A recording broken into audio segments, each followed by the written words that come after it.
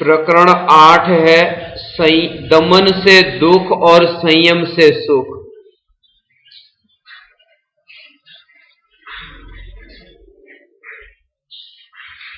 इसके संबंध में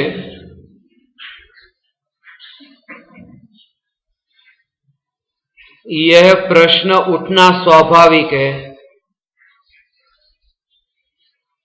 कि अनित्यता की असारता का बोध होने पर और बार बार तत्व का विचार होने पर इंद्रिय विषय भोगों की असारता लगती है, परंतु इंद्रिय विषयों की असारता का बोध ही मुनि दीक्षा का कारण नहीं बनता।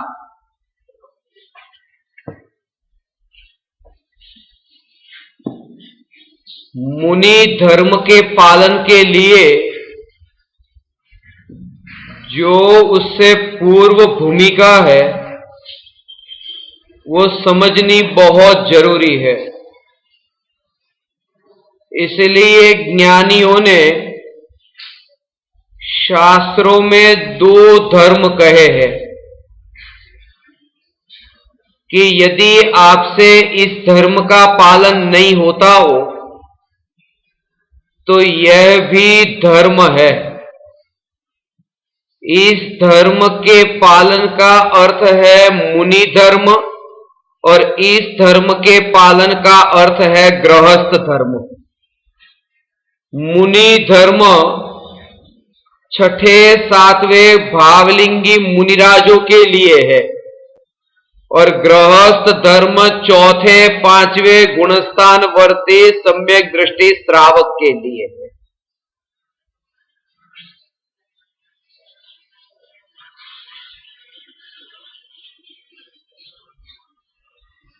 यदि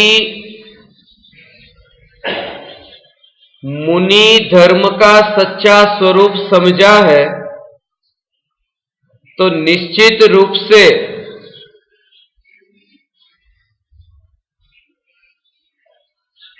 वह दंभ या दमन करना तो नहीं चाहेगा। इसलिए जो वस्त्रादि परिग्रह रखते हो, वस्त्रादि परिग्रह रखते हो और स्वयं को भावलिंगी मुनि मानते हो तो वे भावलिंगी मुनि नहीं है। अब कोई कहे कि हम उन्हें भावलिंगी मुनि नहीं मानते, चलो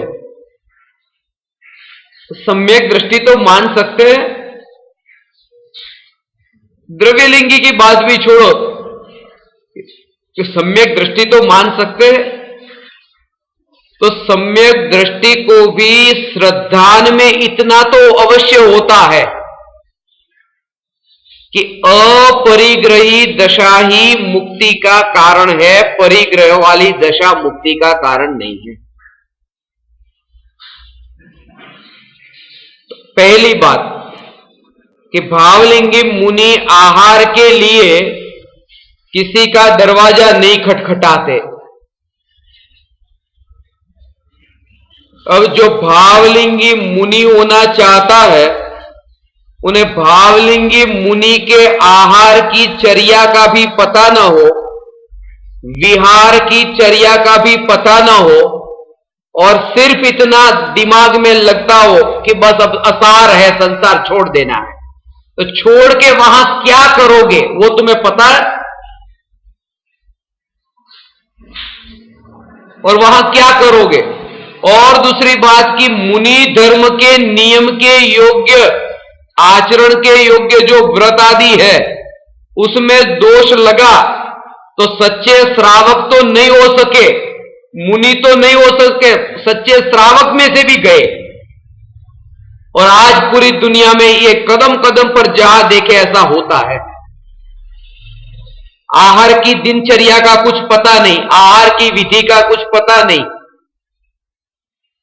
कि दरवाजा नहीं खटखटाते तो गलियों का नियम लेके निकलते हैं, 4 गली में घूमेंगे और किसी ने अत्यंत भक्ति भाव से, और भक्ति भाव का मतलब ही सीधा भक्ति भाव नहीं, आइए आइए, नवधा भक्ति पूर्वक, तो 9 प्रकार की भक्ति का वर्णन है भावलिंगी मुनिराज के, जो 28 मूल का वर्णन किया है उसमें, और भावलिंगी साधु की शिविर में भी ये लिया था।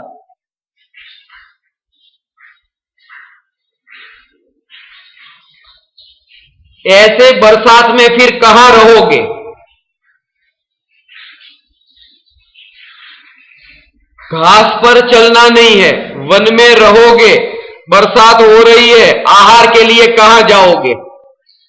और एक घर ऐसा तुम बताओ कि जहां पर मुनि के लिए आहार बनता हो, जो मुनि के योग्य आहार हो, भावलिंगी मुनि के आहार के योग्य।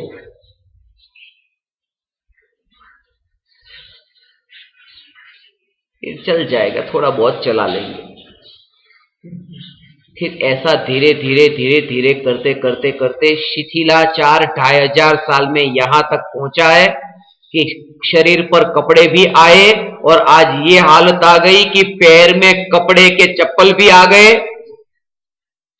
पहले शरीर पर कपड़ा आया, फिर पैर में भी चप्पल कपड़े के आए, और धीरे धीरे फिर व्हीलचेयर भी आ गई, और व्हीलचेयर ही रखना है और पीछे को ढोने वाले को रखना है।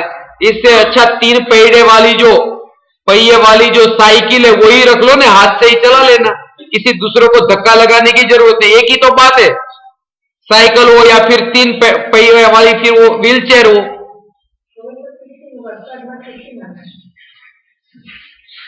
मगर कहने का मतलब यह है, इसलिए परम कृपालु देव की जो दशा है ना, वो धैर्य वाली दशा है। और एक बात, क्या करूं क्या करूं क्या करूं, ये सब जो है ना उसके पीछे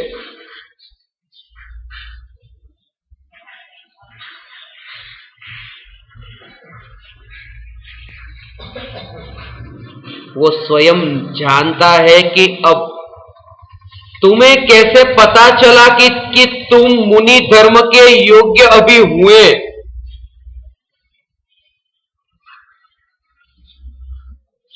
कोई जीव गृहस्थ दशा छोड़ के मुनि दशा अंगीकार करे तो कैसे पता चले?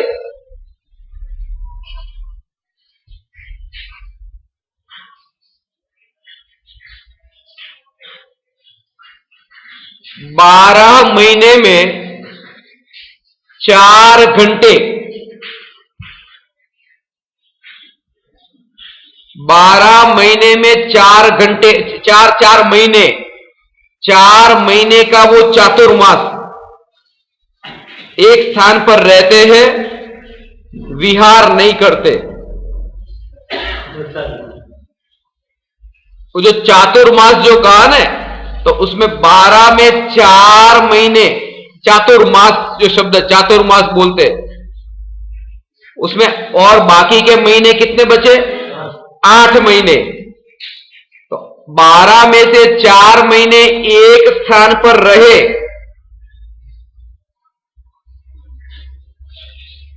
और 8 महीने फिर विहार करे।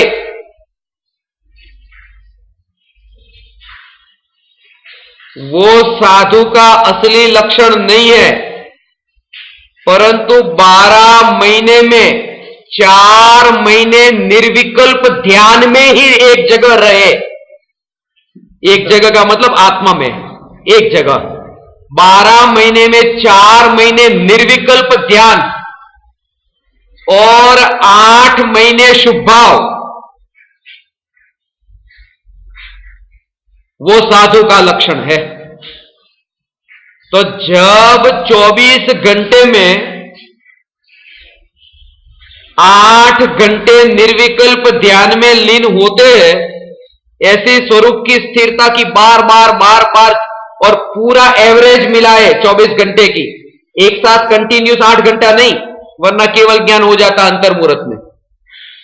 परंतु पूरे 24 घंटे में 8 घंटे आत्म ध्यान में लीन हो और 16 घंटे बाहर, उन्हें भावलिंगी साधु कहा। अब 8 घंटे आत्मा के निर्विकल्प ध्यान में लीन हो, अभी एक समय का भी निर्विकल्प अनुभव नहीं और सम्यक दर्शन का ठिकाना नहीं, और मुनि धर्म अंगीकार करने की बात करें तो वह भाव से मुनि धर्म अंगीकार नहीं हुआ, वो भावना में बहकर मुनि धर्म अंगीकार हुआ। और भावनाओं में बहने वाले मुनि नहीं होते, शुद्ध भाव में स्थिर रहने वाले मुनि होते, बहने वाले नहीं। इसलिए जरूर होना है, होना ही है, होना है, परंतु ऐसी अंतर में निर्विकल्प अनुभूति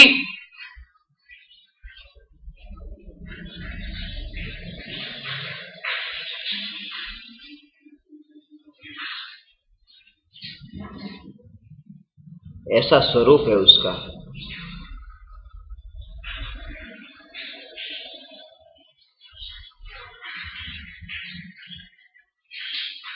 तब वो इस जगत को अलविदा करता है, उसमें बहुत गहरा रहस्य है।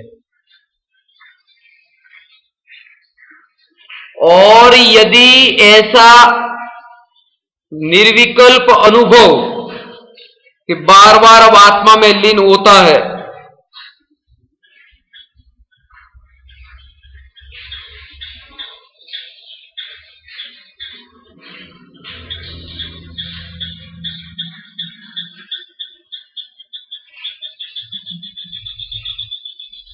ऐसा कभी होता हो कि जो भावलिंगी मुनि है अब स्वस्थ है, चल नहीं सकते,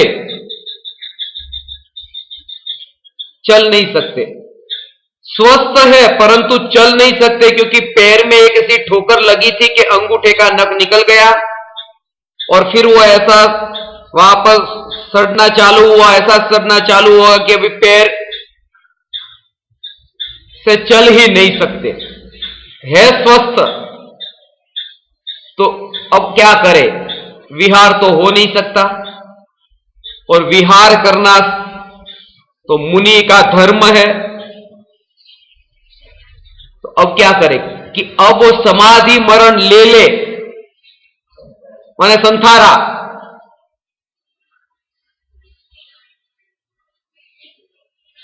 वो नहीं करे। उसका भी कारण है, बहुत कारण है उसके। वो इतना बड़ा रहस्य है, ये रहस्य शास्त्रों में आपकी आंखों से पढ़ोगे नहीं समझ में आएगा। और समंतभद्र आचार्य के जो शास्त्र का जो भाव, जो अब आप सुनो, जो रहस्य है ना, वो कि वो जो पैर में ठोकर लगी है वहां क्या होता है।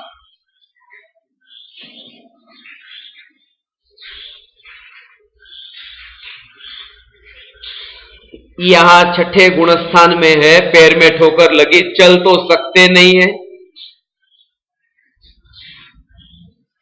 तो संथारा ले लिया कि अब चल तो सकते नहीं।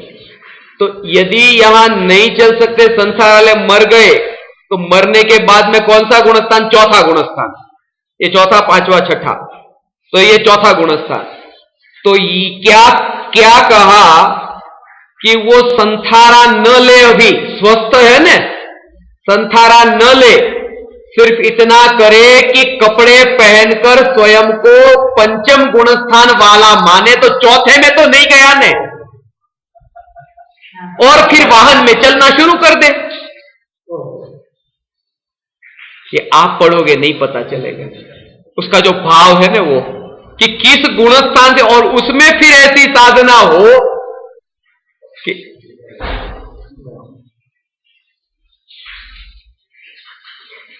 इसलिए कहा कि कभी, और ऐसा बहुत बार शास्त्रों में हुआ, ऐसा दृष्टांत भी ऐसे आते।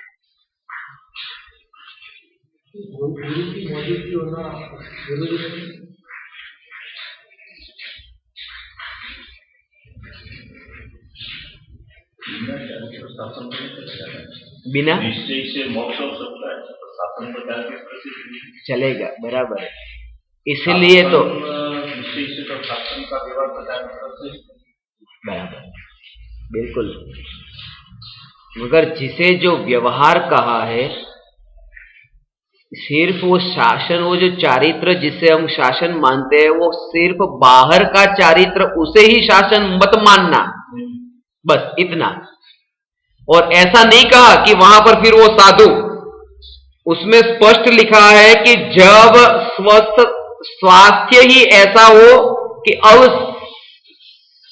बीमारी मिटने का कोई उपचार ही नहीं है और मौत दरवाजे पर आ गई है, तब मौत जब दरवाजे पर आई, इसलिए समाधि मरण उसे नहीं कहा, संथारा उसे नहीं कहा कि बराबर हट्टा कट्टा हूं, अभी ठीक हूं और आज से खाने पीने का त्याग, उसका नाम समाधि मरण नहीं कहा। समाधि मरण का अर्थ यह था कि मौत दरवाजे पर आए, तब व्यर्थ के विकल्प में न मरकर चैतन्य में स्थिर होकर मरना, वो समाधि मरण था। अभी तो वो स्वस्थ है, सिर्फ चल नहीं सकता, इतनी ही तकलीफ थी।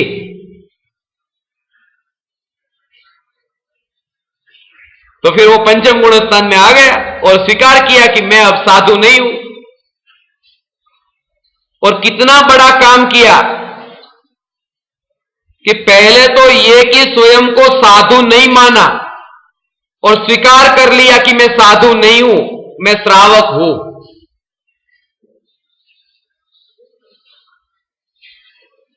पांच साल प्रधानमंत्री रहने के बाद में यदि कोई प्रधानमंत्री न कहे तो झटका लगता है।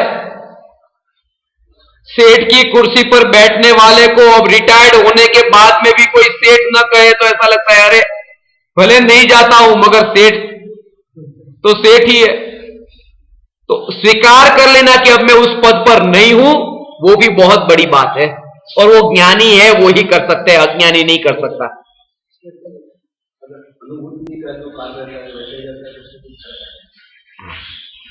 उसमें विकल्प बार बार आते। फिर वो श्रावक की अवस्था में आया ना, तो श्रावक की अवस्था में फिर वो गाड़ी का विकल्प आया, तो वो जो बीच बीच में फिर गाड़ी के विकल्प, फिर बाकी के जो भी गृहस्थ अवस्था में जो भी विकल्प आते, वे विकल्प, बस उन विकल्पों में जो उलझता है, तो वहां पर फिर अनुभूति का जो ड्यूरेशन है वो कम हो जाता है।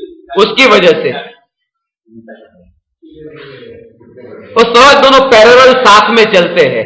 इसलिए वो भोजन पानी का त्याग कर देने का नाम वो समाधि मरण नहीं।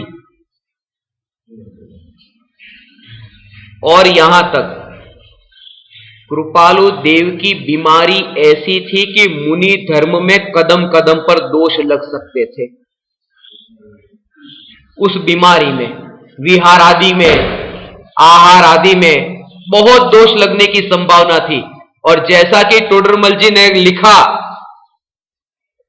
कि पहले तो वितराग परिणति हो, ऐसी आत्मज्ञान हो, वितराग परिणति हो,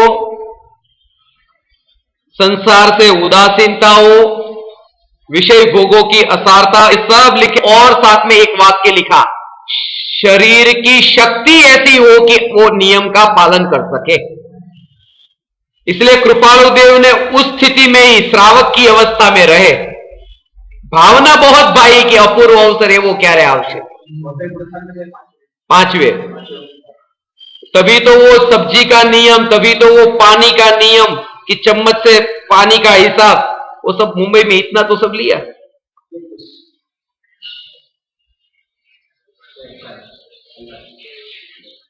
आप अपनी शंका का समाधान करो, उनकी शंका का वो करेंगे। सिर्फ अपनी ओर देखो, बस उनका वो कर लेंगे, मत करो।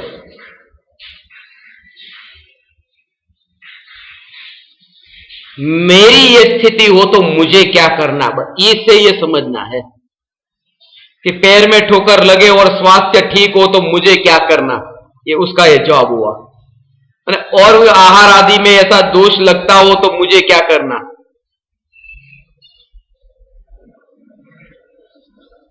और चारित्र ही सच्चा धर्म है।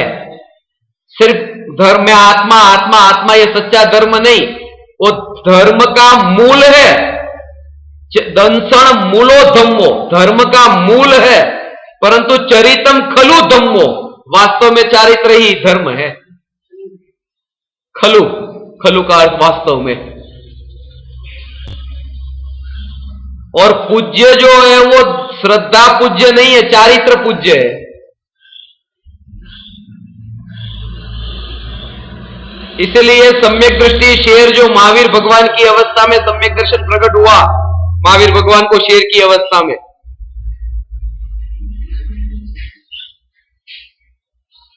तो उस शेर की पूजा भक्ति हम नहीं करते, क्योंकि श्रद्धा पूज्य नहीं है, चारित्र पूज्य है।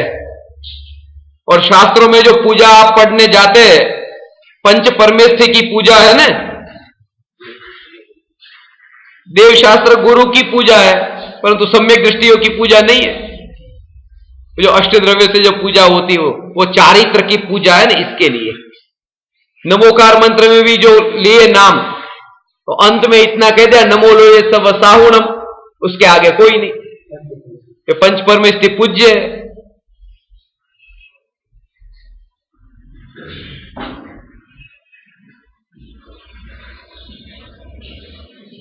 भावना ये हो।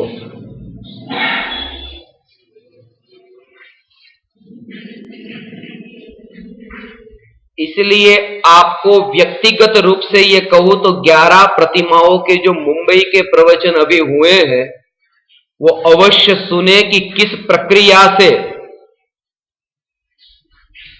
इतना वो गलत, इसलिए वो कहा ना कि 11वीं प्रतिमा में क्षुल्लक की अवस्था में वो अस्त्रा लेकर हजामत करता है। 11वीं प्रतिमा 5वें गुणस्थान में भी 11वीं सबसे टॉप, पहला दूसरा तीसरा ऐसा 5वां गुणस्थान, और 5वें में भी 11 भेद है, उसमें भी सबसे ऊपर वो उद्दिष्ट त्याग प्रतिमा में।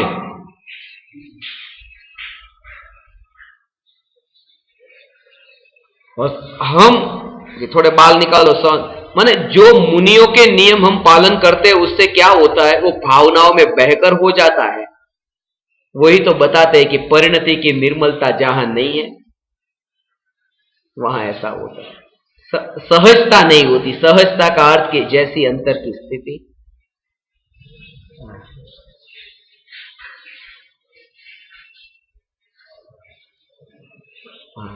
हर अंतर मुहूर्त में निर्विकल्प अनुभूति तो है। 8 घंटे आत्मा के निर्विकल्प ध्यान में लीन रहते हैं।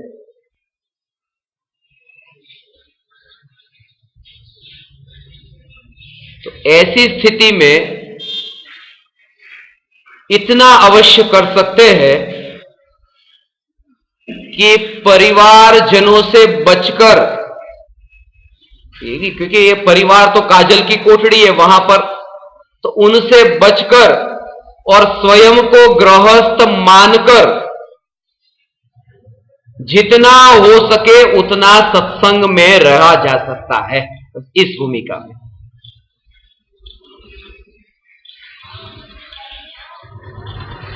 और कपड़े का भी, और सफेद कपड़े का कहा, कौन सी 11वीं प्रतिमा में आया सफेद कपड़े का? 10 प्रतिमा तक बात ही नहीं आई, और 11वीं प्रतिमा 5वें गुणस्थान तक। अब थोड़े से भी रंगीन कपड़े पहने, अरे ये थोड़े धार्मिक नहीं लगते, सफेद कुर्ता पजामा हो तो ही धार्मिक। जो धारणा हमारी बंधी हुई है धार्मिक वाली, और उसका भी पता नहीं है, वो भी सब विस्तार से खुलासा किया है कि सफेद का क्यों महत्व है। क्योंकि जो कपास से कपड़ा बनता है, कपास सफेद होता है, फिर कपड़ा भी सफेद होता है। कोई भी लाल कपड़ा हो, पीला कपड़ा हो, हरा कपड़ा हो, कोई भी रंग का कपड़ा हो, सबसे पहले वो सफेद ही था और सबसे अंत में वो सफेद ही होगा। धूप में रखोगे गर्म होके, वो फिर उस धूप लगेगी तो सफेद हो जाएगा। तो सफेद पहले भी सफेद और बाद में भी सफेद, माने वो सफेदी जो है वो उस वस्त्र की ध्रुवता को बताती है। ऐसे ही आत्मा में राग और द्वेष के रंग तो आते रहते हैं, परंतु चैतन्य की ध्रुवता वो सफेदी दिखाती है, इसलिए वो सफेद वस्त्र का प्रतीक है।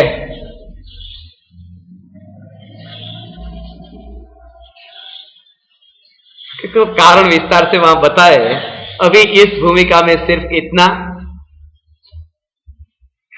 स्वयं को पहले गृहस्थ माने, पहली बात। दूसरी बात कि एक व्यक्ति को है उपवास और दूसरे व्यक्ति को है एकासन। जिसे एकासन है उसने 10 रोटी खाई और जिसे उपवास है उसने 1 रोटी खाई, बराबर बराबर नहीं है?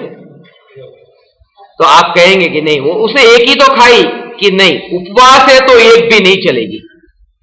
एकासन वाला 10 खाता है वो दोष नहीं है, उपवास वाला 1 खाता है वो दोष है। तो वो ये कहा कि मुनि है वो इतना धागे का परिग्रह हो तो दोष है, और गृहस्थ है और 10 जोड़ी कपड़े रखे तो भी दोष नहीं है। इसलिए यदि उपवास नहीं हो सकता है तो एकासन ले लो, परंतु उपवास करके आधी रोटी और थोड़ी रोटी और इतना चला लो इतना चला लो, वो नहीं।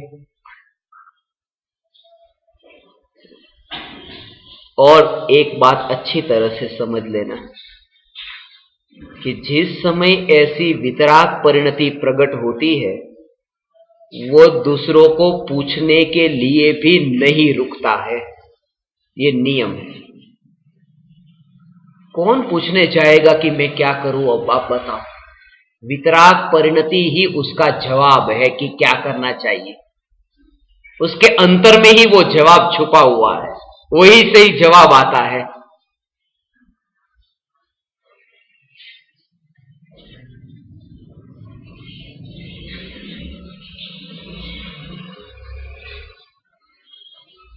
गृहस्थ अवस्था में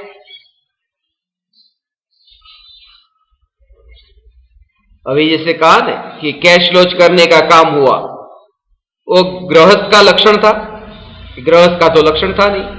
अब जो गृहस्थ अवस्था में है तब सच्चा गृहस्थ नहीं बन सका, वो मुनि होकर के सच्चा मुनि कैसे होगा?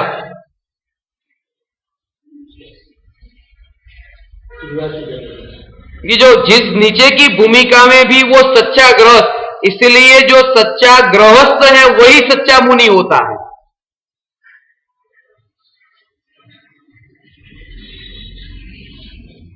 सार यह है कि भावना में बहकर ज्ञानी कदम नहीं उठाते, शुद्ध भाव में स्थित होने पर सहज ऐसी वितराग परिणति प्रकट होती है।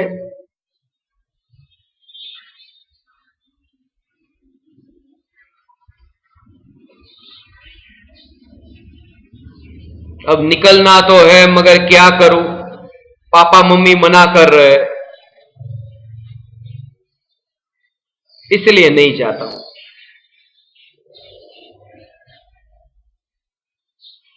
सिर्फ कृपालु देव के मम्मी ने मना किया तो कृपालु देव ने दीक्षा नहीं ली, ये जो बात फैल रही है ना, ज्ञानी ऐसी कौन सी मां होगी जो बेटे को ये कहेगी अच्छा बेटा बेस्ट ऑफ लक जा। मगर कृपालु देव वो दशा को, अपनी दशा को जानते थे। वो दूसरों के कारण अपने निर्णय बदलते वो ज्ञानी अपनी दशा से परिचित थे कि शरीर की स्थिति क्या है, मुनियों के नियम क्या है, और ये काल जहां मैं हूं वो क्या है, और जिस क्षेत्र में हूं वहां सब वे जानते थे।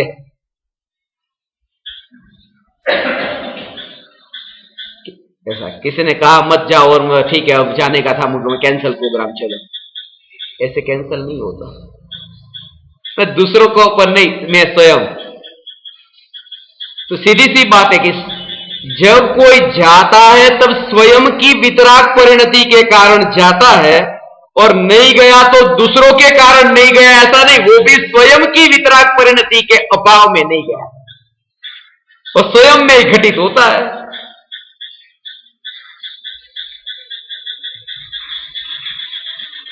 इसलिए अभी तो इतना कि चैतन्य का जो जोर है वो कैसे बढ़े, बस। अभी विषयों में जो उदासीनता नहीं, इंद्रिय भोगों की असारता,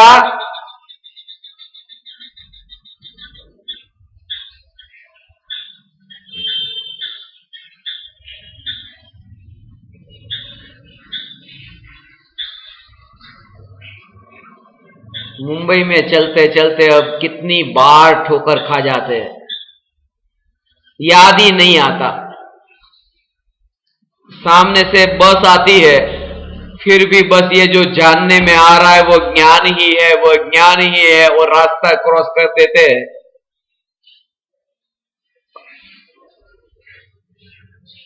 अकस्मात हो जाता है। दुकान पर निकलते, कोई वस्तु खरीदने, वस्तु छोड़कर आ जाते हैं, पैसे दे के आ जाते हैं, या वस्तु लेके आ जाते हैं और पैसे देना रह जाता है। दुकानदार कहता है अरे पैसे,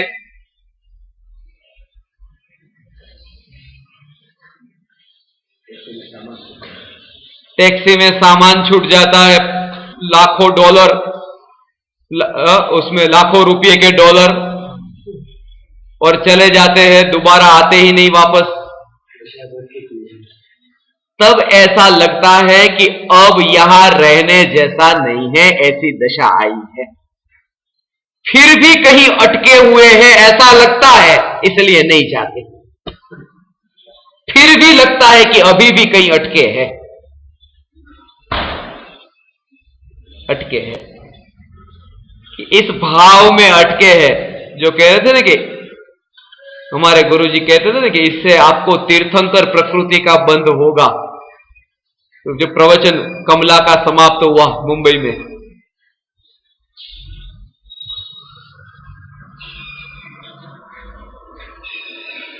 तो 3-4 लोगों ने प्रवचन के बाद में बाहर आके ऐसा तीर्थंकर प्रकृति का, क्योंकि 142 देश में 415 भाषा में सभी को आत्मा मिले, इससे तीर्थंकर प्रकृति का बंध होता है, ऐसी ऐसी शाबाशी दे रहे थे। मुझे एक विचार आया कि ये मेरे मित्र समझू या क्या समझू,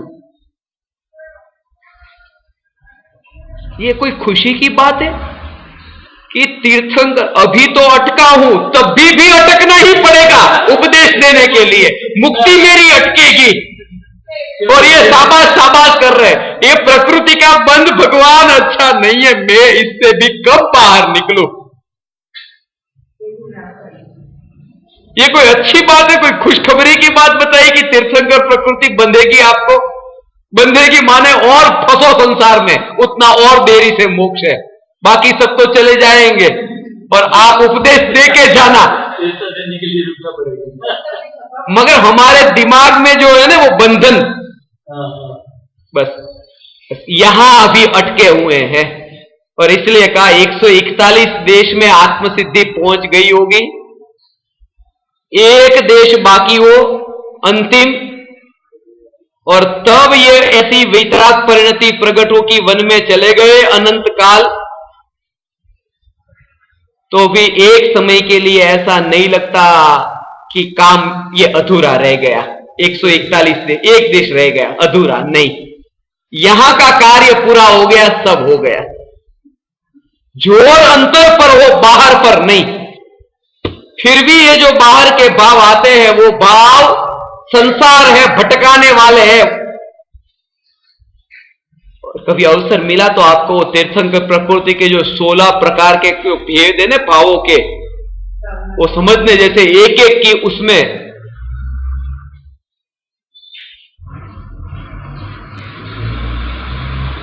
लिस्ट में लिख लेना।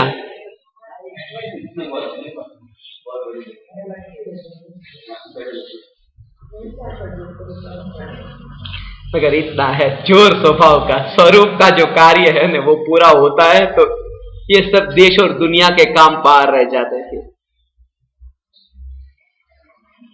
141 देश में आत्मसिद्धि पहुंचेगी, एक देश बाकी रहा, और ये काम हो जाए तो भी मिशन पूरा नहीं हुआ, ये मिशन पूरा हो गया। ये तो उस मिशन तक पहुंचने के लिए बीच में आने वाला था, वो गया रुकावट। और असली शुरू हुआ। जिससे एक रुकावट। ये जागृति रहे बस प्रति समय ऐसा। हाँ हाँ हाँ।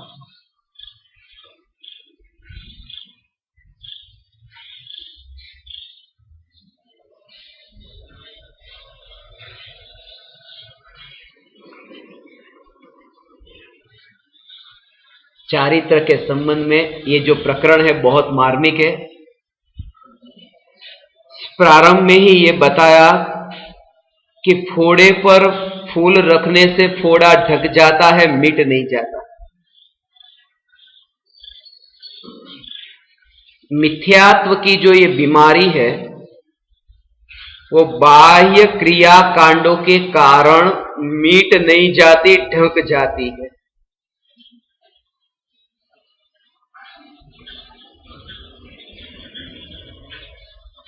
और ये जमाना बाहर के दिखावे का है, अंदर का तो दिखता नहीं।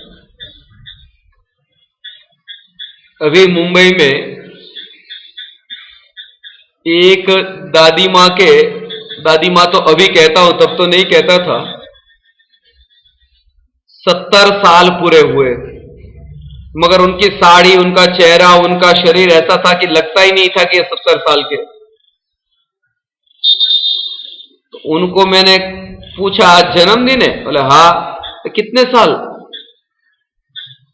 पहले तो वो बताने में ही फिर घबरा रहे थे क्योंकि उम्र नहीं पूछी जाती ना स्त्रियों से।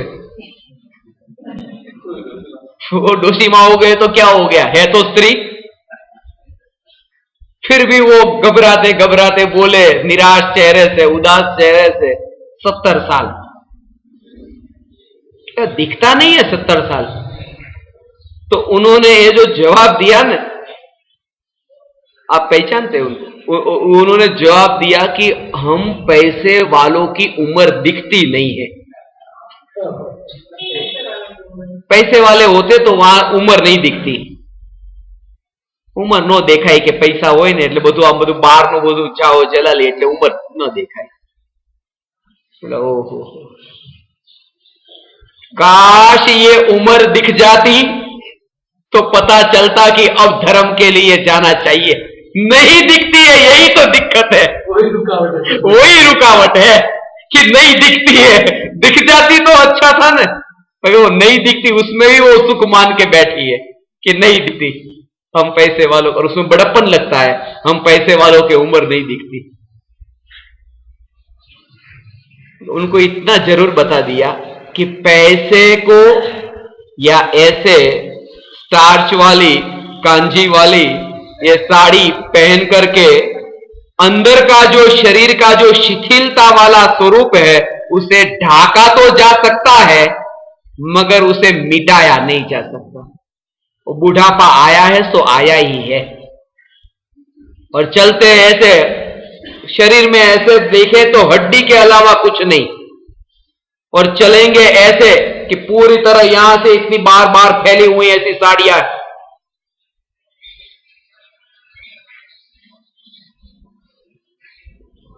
छुपाना चाहते हैं सत्य को, देखते हैं दर्पण के सामने कि दिखाने को कुछ नहीं, बस इसीलिए कुछ ढोंग करके भी दिखाओ कि मैं कुछ हूं। इसलिए मिथ्यात्व की बीमारी को छुपाया जा सकता है, मिटाया नहीं जा सकता इन क्रियाकांडों से।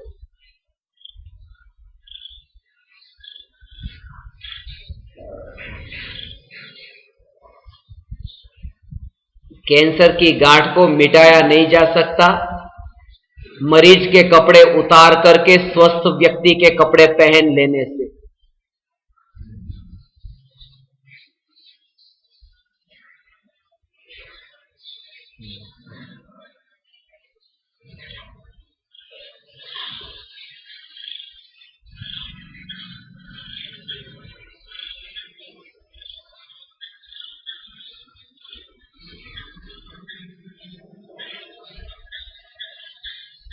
इतना महिमा भाव, चैतन्य तत्व का महिमा भाव और क्रियाकांड जो है वो हो, ऐसा नहीं कि नहीं हो, अपनी अपनी भूमिका के योग्य हो।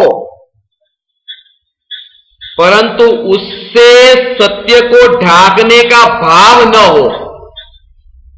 जैसे कि विचार आया कि पर्युषण के दिन है तो आज भोजन नहीं करने का भाव आया, अच्छा है। दया दान का भाव आया, ये अच्छा है, अच्छा है, ठीक है ऐसा। मगर उससे फिर वो मिथ्यात्व मेरा है वो थोड़ा कम तो होता है ना। बस ये जो मानना उसका नाम है संसार, क्योंकि क्रियाकांड से मिथ्यात्व में कोई फर्क नहीं पड़ता। मिथ्यात्व वही का वही रहता है। पहले माना था कि ये क्रिया करने वाला मैं नहीं, और अब मानता है ये क्रियाकांड करने वाला मैं।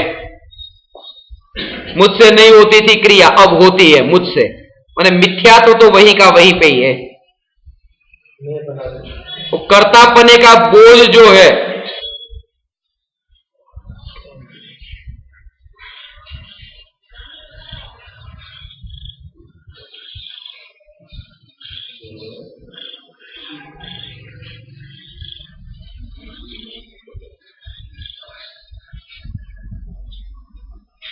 आपने देखा हो किसी की ननामी जाती है तब क्या होता है।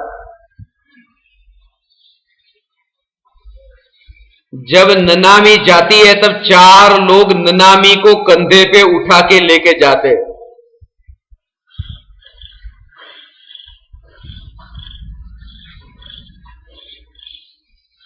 उसमें आपने देखा होगा कि जो 4 लोग हैं उसमें जो एक कंधा है ना, वो कंधे बदलते रहते हैं।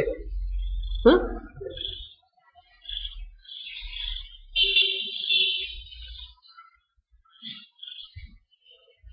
मैंने तो उठाई नहीं है, मगर कंधे बदलते रहते हैं। मगर इतना तो जरूर पता है कि कंधे बदलने के कारण अर्थी का बोझ कम नहीं हो जाता, अर्थी का बोझ तो उतना ही रहता है।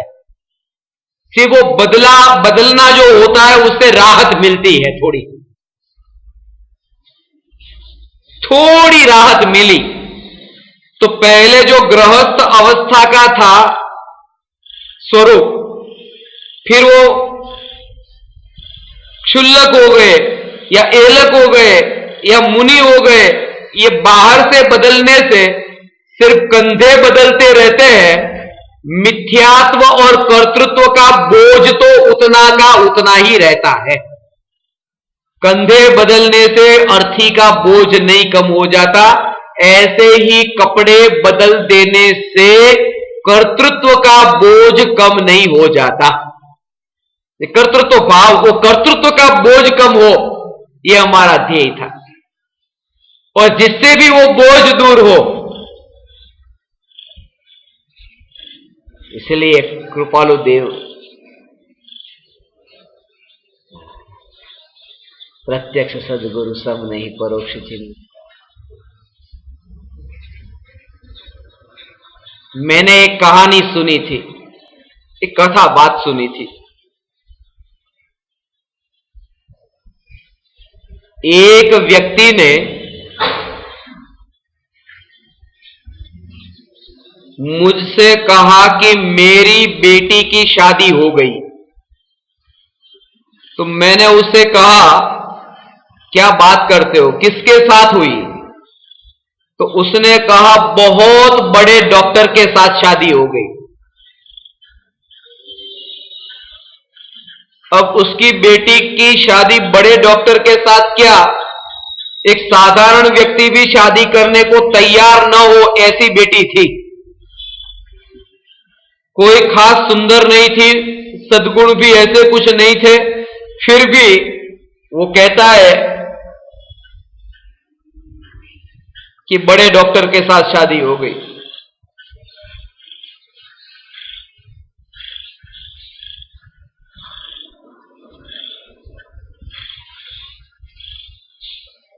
उसको कहा कि कैसे हो सकता है, मैं नहीं मानता बड़े डॉक्टर के साथ, हो ही नहीं सकता, तुम झूठ बोल रहे हो, बड़े डॉक्टर के साथ तुम्हारे बेटी की शादी हो ही नहीं सकती। फिर उसने स्वीकार किया, चलो ठीक है मानता हूं बड़े डॉक्टर के साथ नहीं हुई, मगर मैं तो यही मानूंगा कि जिससे शादी हुई वो बड़ा डॉक्टर है। क्योंकि उसने मेरा सिरदर्द दूर किया, जो दामाद। तो इससे बड़ा डॉक्टर मैं कहां खोजने जाता, मेरे लिए तो वो डॉक्टर है, बहुत बड़ा डॉक्टर है। तो दृष्टि में ये बने, सामने वाला जो जीव है मैं इसलिए हो सकता है आप जिस गुरु के, प्रत्यक्ष गुरु की बात इसलिए कही कि उन गुरु के पास में कुछ भी न हो, कोई लब्धि न हो, कोई क्षयोक्षम ज्ञान का उगाड़ न हो, कोई तर्क और युक्ति न हो, कुछ भी नहीं, परंतु उनके एक उपदेश को, चैतन्य के उपदेश को सुनकर आपका सिर दर्द दूर हो गया, तो आपके लिए जिनेंद्र भगवान से ज्यादा उपकारी हो गए, कि आपका सिर दर्द तो उन्होंने दूर किया नहीं। इसलिए क्षयोक्षम ज्ञान पर जोर नहीं दिया, कितना याद किया, कितना पढ़ा लिखा सीखा, सिर्फ इतना कि अंतर में चैतन्य का बोध कितना प्रकट हुआ। और यह प्रकरण यही बताता है कि दमन मत करना। दमन में वो बच्चों का भी दृष्टांत देते हैं ना, बच्चे जो स्कूल में जाते हैं, आवाज नहीं, ए आवाज नहीं, ए आवाज नहीं, आवाज मत करो, आवाज मत करो, ए चुप चुप। तो सबको ऐसे ही टीचर भी ऐसा करते हैं, सब बच्चे को भी ऐसा करने को कहते हैं। महेंद्र भाई को पता होगा, उनके घर पे कराते होंगे ना, टीचर है ना, चुप ऐसे चलो ऐसे।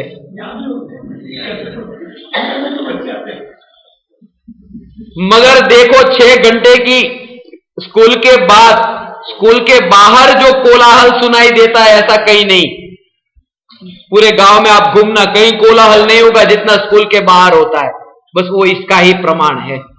ये जो 6 महीने की 6 घंटे की दबाई हुई आवाज थी, नहीं बोलना, नहीं बोलना, नहीं बोलना, नहीं बोलना, वो सब बच्चा इकट्ठा करता है कि बहुत सी बातें उसको करनी है, बहुत सी बातें करनी है, मगर कर वो सब बातें बाहर निकलती है। और दूसरा भी करना चाहता है तो सुनते कम है, बोलते ही ज्यादा है। और उसका नाम है दमन। जो दबाया हुआ है वो ऐसे, इसलिए भोगों के भाव का दमन न हो, संयम हो। और दमन संयम में सीधा सा अर्थ कहे तो इतना कि चैतन्य तत्व की अनुभूति के बिना जिस भाव से छूटना चाहता है उसका नाम दमन, और चैतन्य तत्व की अनुभूति के बल पर जिस भाव से छूटता है उसका नाम संयम। छूटता है, चाहता नहीं, और वहां वो चाहता है। या सहज है, वहां वो कृत्रिम है। ये प्राकृतिक है, नेचुरल है, और वो क्रिएटिव है। तो ये थोड़ी सी चर्चा अपन ने की है। 8 प्रकरण हुए हैं, अभी 9वां प्रकरण है उदासीनता और निराशा। उसकी चर्चा अपन बाद में करेंगे।